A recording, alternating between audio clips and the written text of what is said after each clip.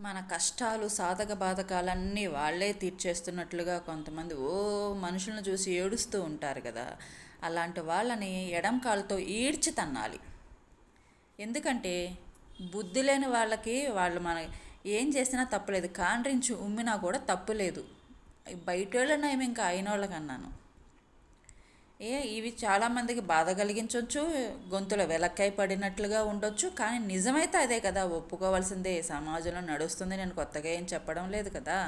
అలాంటి వాళ్ళని పట్టించుకోకుండా వాళ్ళు వేసే రాళ్ళనే మనం సేకరించి వాటితోటి మనం భవంతులు కట్టాలి, మనం ఎదిగి చూపించాలి. వాళ్ళు మన ముందు నిలబడ్డానికి కూడా మనం పనికిరాము అని మన ముందు తల వంచుకుని, సిగ్గుపడి తల వంచుకునే స్టేజ్కి వెళ్ళాలి.